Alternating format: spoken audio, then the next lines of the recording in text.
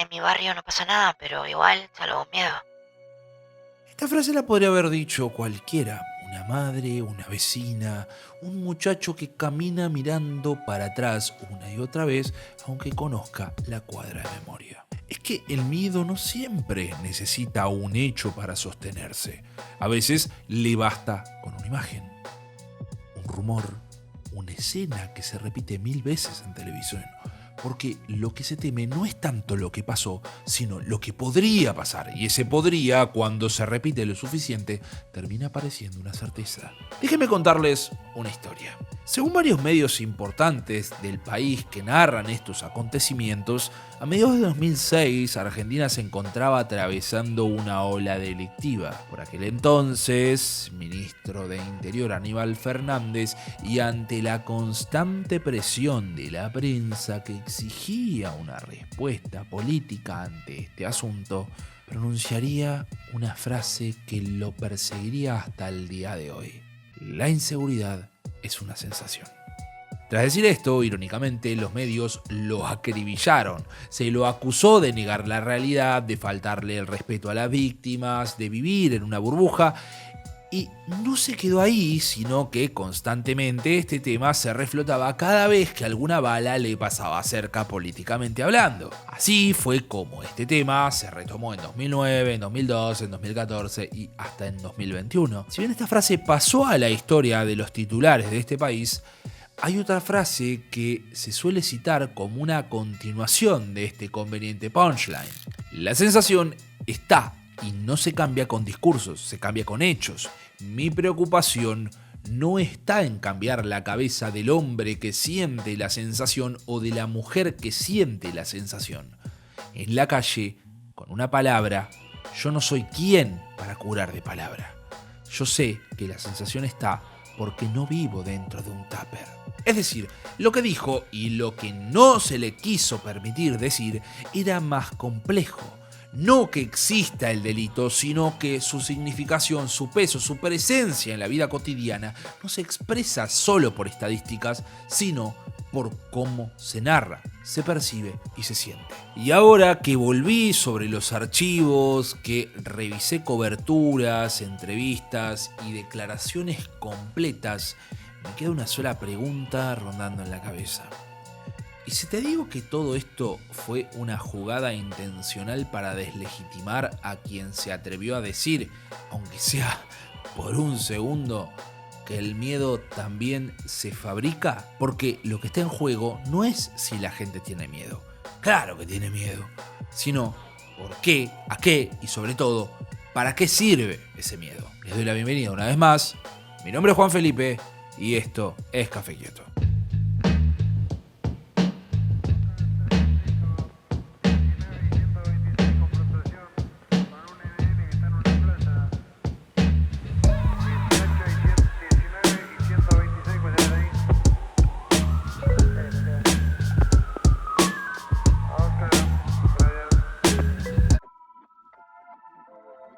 Los relatos no solo cuentan cosas, hacen cosas y producen formas de habitar el mundo. En ese sentido, decir que la inseguridad es una sensación no es minimizar el problema, sino empezar a entenderlo como un fenómeno narrativo, como una construcción simbólica que, una vez instalada, tiene efectos materiales, casi como si habláramos de una hiperstición. Porque si lo que define nuestra forma de vivir no son los hechos, sino la percepción de los hechos, entonces la batalla por el sentido se vuelve política. Partamos de un hecho.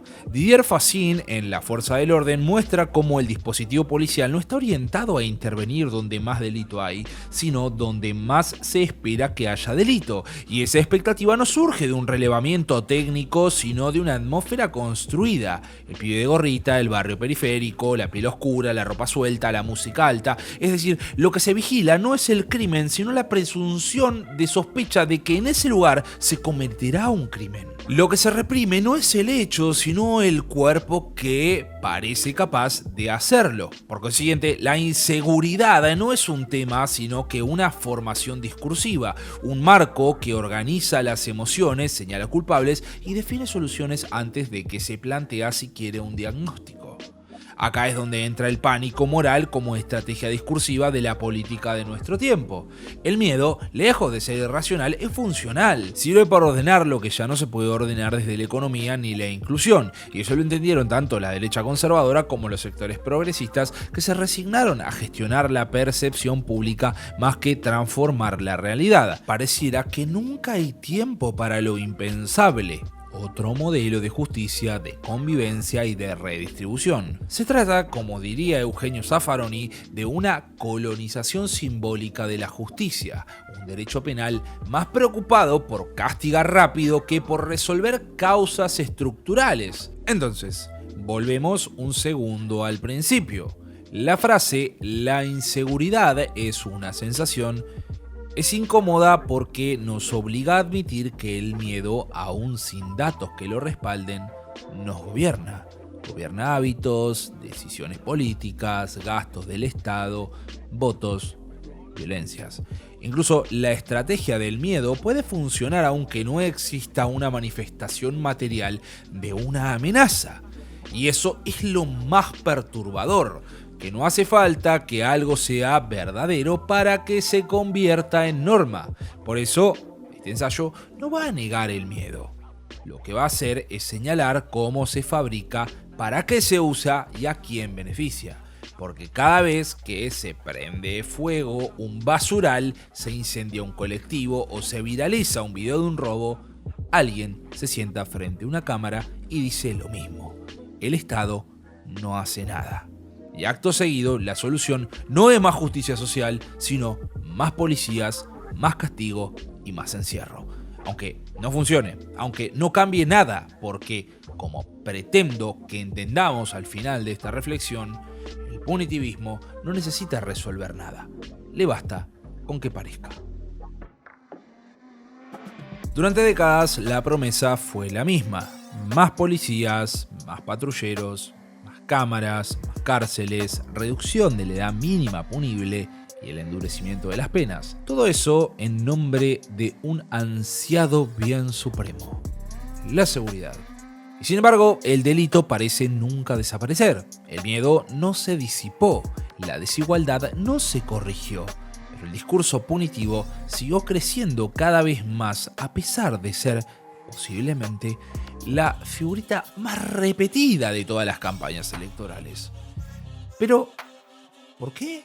Mi primera hipótesis es la de que el discurso punitivo no está diseñado para resolver el problema, sino para producir efectos. Efectos simbólicos, políticos y afectivos. Efectos de orden, de obediencia y de legitimación del Estado. El castigo no es una herramienta para transformar la realidad, sino que un espectáculo que ayuda a soportarla, a naturalizarla y a justificarla. De esto ya habló Foucault hace como, no sé, 1.000.000 de años, y me da un poco de hastío tener que siempre traerlo a discusión. Vigilar y castigar plantea que el castigo moderno no apunta ya al cuerpo del delincuente, sino que a su alma. Pero más aún, que el castigo educa al resto, funciona como una advertencia colectiva y una pedagogía del miedo. Y si el castigo se hace visible, si se televisa, si se dramatiza, se repite, su poder simbólico se multiplica. Por eso no importa si la pena resocializa o si el preso se va a pudrir toda su vida en un agujero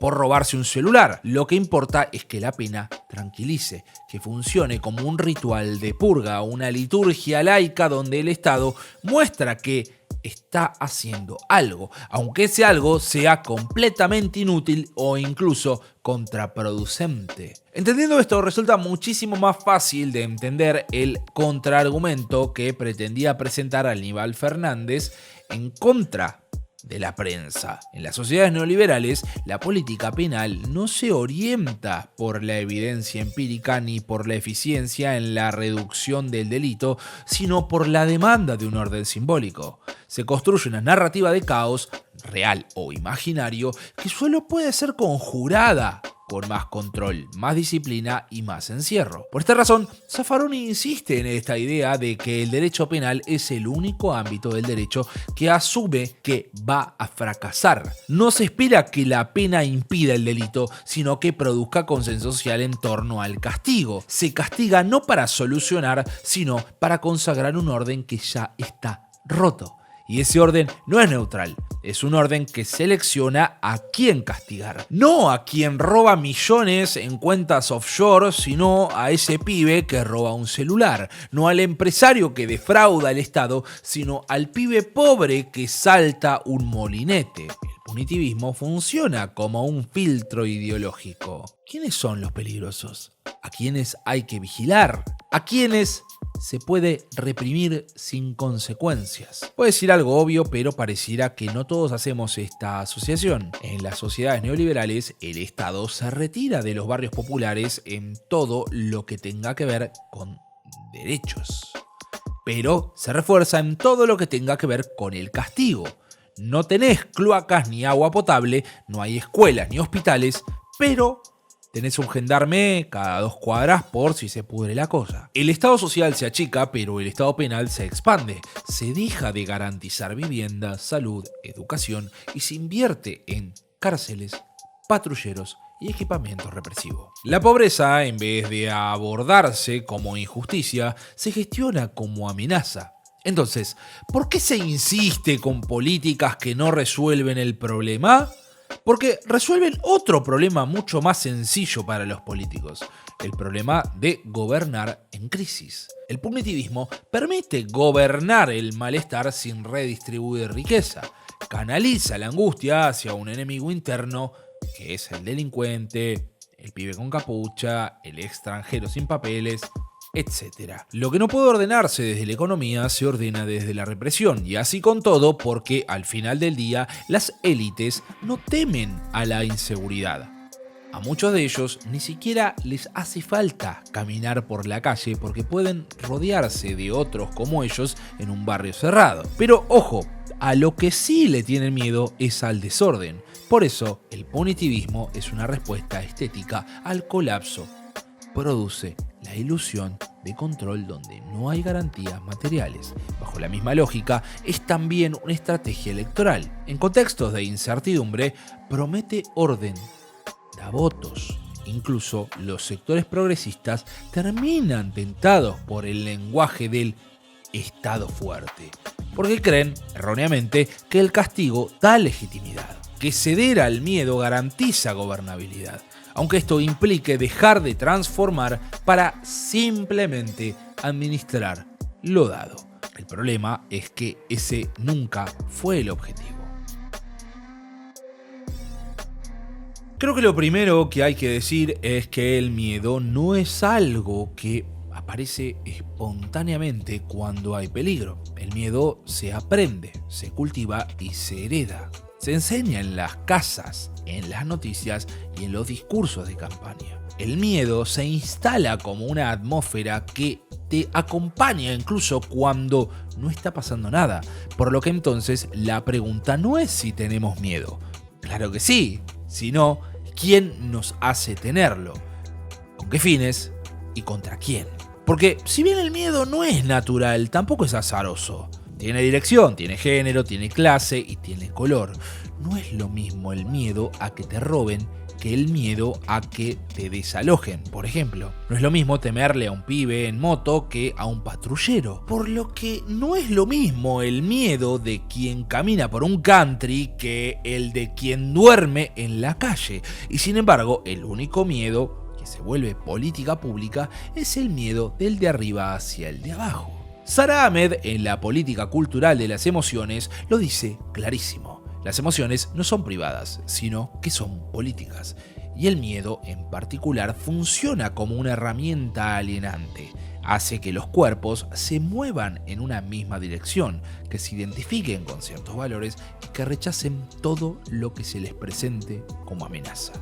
No importa si esa amenaza es real, lo que importa es que creas que es real. Y esa credibilidad no surge de los hechos, sino del relato. Por eso es que el miedo es una formación discursiva, un conjunto de imágenes, palabras y silencios que construyen al otro peligroso. El extranjero, el pobre, el marrón, el que protesta, y a la vez protegen a su contraparte cristalizada en la imagen del ciudadano de bien. Porque, por sobre todas las cosas, el miedo ordena. Separa los cuerpos que merecen protección de los que merecen sospecha. Y En ese orden, el Estado aparece no como responsable del malestar, sino como garante del castigo, como el adulto que pone orden cuando los salvajes se descontrolan. Pero entonces, ¿a qué le tenemos miedo? ¿Al delito, a la violencia o a la muerte? No exactamente. Lo que más se teme en contextos neoliberales no es perder la vida, sino perder la propiedad. No se teme a la violencia estructural, sino al contrario. Por eso el discurso de la inseguridad nunca habla de femicidios, ni de pobreza, ni de violencia institucional. Habla del chorro y de la delincuencia reincidente. Amenazas que vienen de abajo. Por eso, cuando el miedo se convierte en política pública, no es el miedo al poder lo que se instala, sino que el miedo a quienes parecen no tener nada que perder. Y aclaro esto porque no quiero que se haga de mis palabras lo mismo que se hizo con la frase de la inseguridad es una sensación. El miedo último, el miedo contingente, no es necesariamente el más presente en nuestra vida cotidiana. Es tan simple como preguntarse cuántas veces sentiste miedo a que te asalten y cuántas veces al día temes en no llegar a fin de mes. Y no escucho mucho a los noticieros hablar de que la mayoría no está llegando a fin de mes, pero sí de lo peligroso que es el conurbano bonaerense. Porque esa es la función de las narrativas del miedo: desplazar el conflicto estructural hacia un sujeto individual que se construye. Se sustituye el problema de la desigualdad por el problema del violento. El Estado, entonces, no se obliga a redistribuir ni a reparar, solo suministrar castigo. Esa narrativa se produce mediáticamente, pero también judicialmente, políticamente y electoralmente. El miedo es rentable, genera clics, votos, presupuestos, contratos con empresas de seguridad y, por sobre todo lo demás, le vende pistolas a los civiles y carabinas a los gendarmes. Se vuelve política sin necesidad de resolver nada más allá de la promesa vacía de castigar duro y parejo. Pero lo más perverso de esta cuestión está en que no todos los miedos valen lo mismo. Hay miedos que se convierten en política de Estado y otros que se desprecian, se ignoran o se criminalizan directamente. ¿Quién tiene miedo cuando entra un patrullero a una villa? ¿Quién tiene miedo cuando paran a una travesti por un control? ¿Quién tiene miedo cuando una piba se sube a un taxi de noche?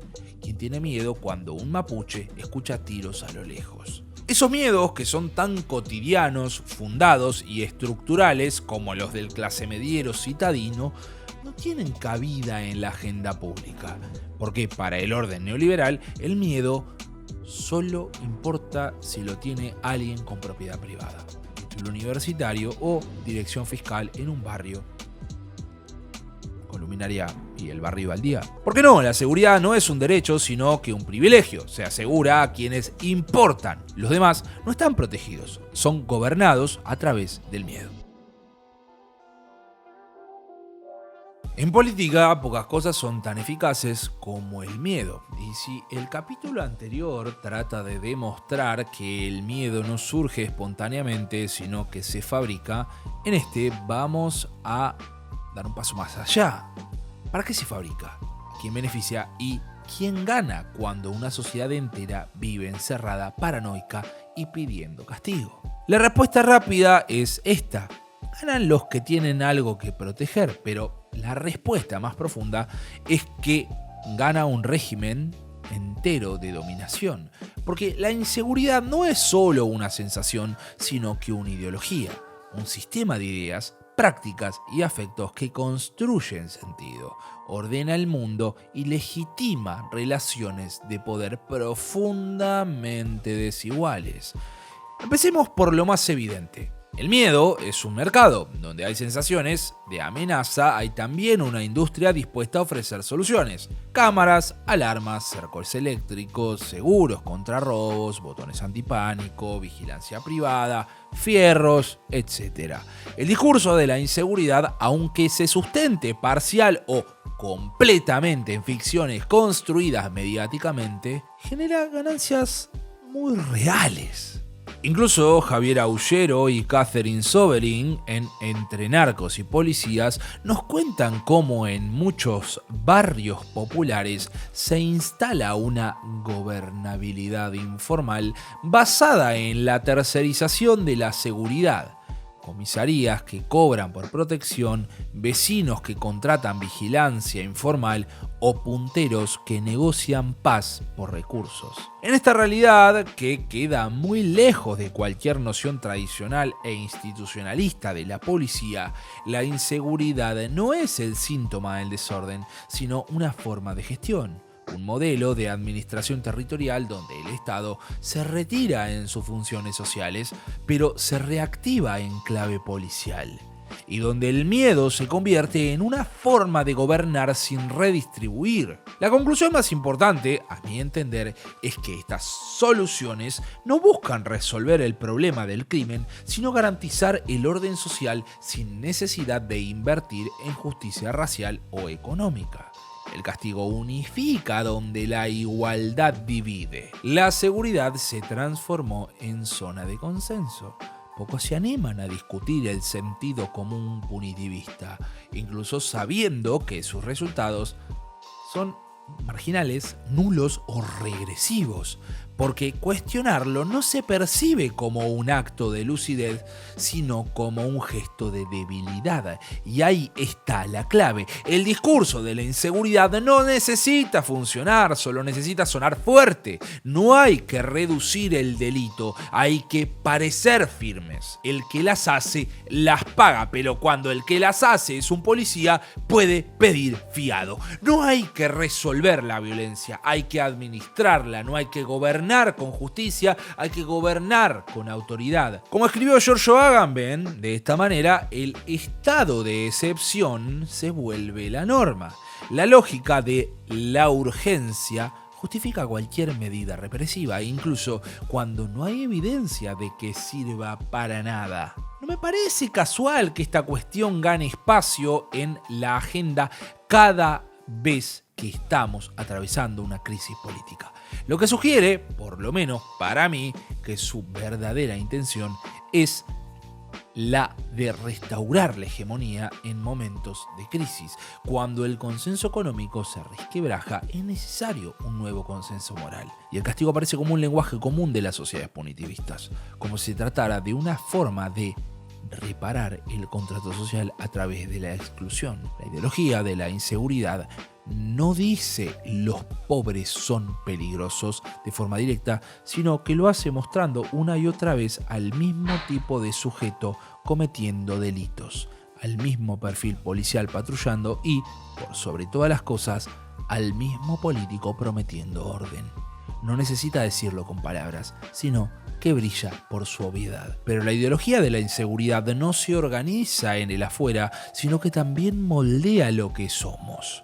Nos entrena en la sospecha, en el aislamiento, en la idea de que todo lo que no se parece a nosotros es una amenaza y nos tenemos que cruzar de vereda. Nos educa para el encierro y nos vuelve celadores de nuestra propia vida cotidiana. Esta es la verdadera sensación de inseguridad, porque el neoliberalismo no solo impone reglas, sino que produce sujetos que desean esas reglas. La seguridad se vuelve únicamente un derecho, sino que una necesidad, una identidad y una pulsión. Queremos sentirnos protegidos, aunque sepamos que esa protección es selectiva, arbitraria y violenta. El triunfo ideológico último es lograr que, incluso quienes no se benefician del orden securitario, lo defiendan como si fuera propio. Nos hacen amar las rejas que nos separan de los otros, aunque esas rejas también nos están encerrando a nosotros. Antes de terminar, me gustaría hacer una aclaración muy importante que resulta oportunísima y que descubrí casi por accidente al hacer este video.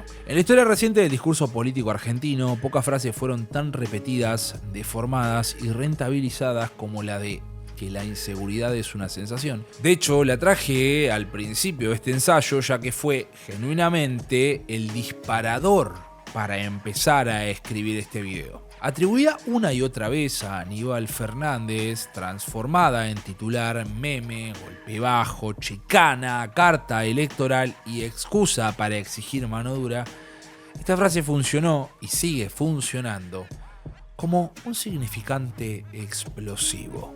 Pero hay un detalle muy importante. Lo más probable es que jamás haya sido dicha de esta forma. Lo que realmente dijo Aníbal Fernández, y a lo largo de distintas entrevistas, declaraciones móviles y demás, fueron cosas como que la inseguridad no se corresponde con los índices reales y que había una sensación subjetiva de inseguridad instalada mediáticamente que no coincidía con los datos disponibles en este momento. Es decir, habló de una diferencia considerable entre percepción y realidad, de un desfasaje, de un fenómeno comunicacional y emocional y no de una negación.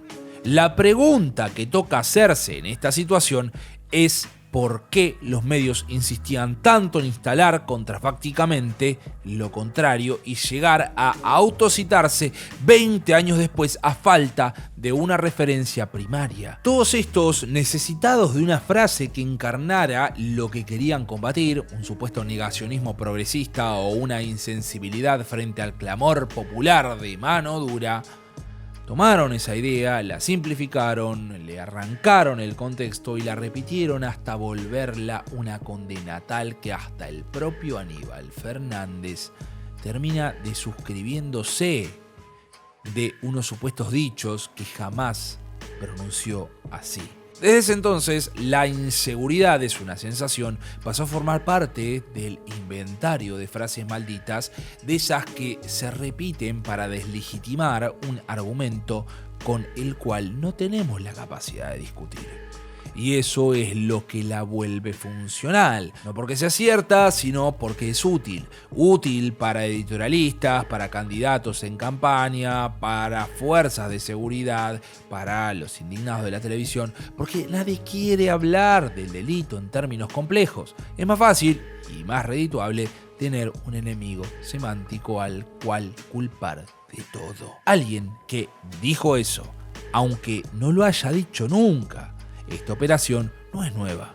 Funciona así. Se toma una formulación ambigua o técnica, se la descontextualiza, se le aplica una carga emocional, se la convierte en síntoma de cinismo o desconexión con la realidad y se la repite hasta que ya nadie recuerde de dónde salió. Incluso, como me pasó a mí y a decenas de personas que trataron de ayudarme cuando consulté sobre esto en redes sociales. Llegamos a crear falsos recuerdos en los que ubicábamos a Aníbal Fernández en lugares y momentos específicos pronunciando esta frase. Y habló de recuerdos muy concretos, como que lo decía en un móvil, fuera de su casa, en un programa de televisión específico, o en un programa de radio o en una conferencia de prensa.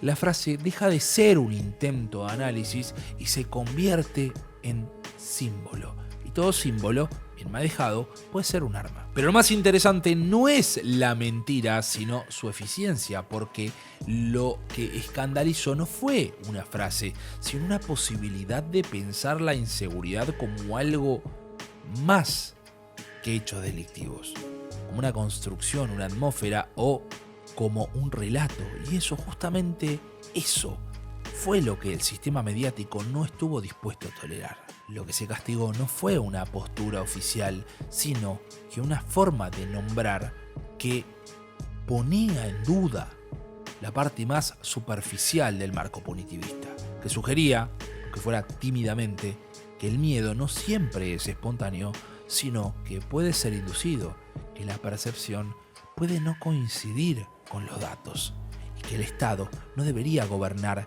solo por reflejo ante la historia de los medios. En definitiva, no importó que Aníbal Fernández no hubiese dicho la frase, lo que importaba era que funcionara como si lo hubiese hecho. Bastó con parafrasear la postura oficial de algunos burócratas de entonces mediante un reductio ad absurdum para que se convirtiera en una verdad repetida hasta volverse incuestionable. Una excusa perfecta para desactivar cualquier intento de pensar la inseguridad más allá del castigo.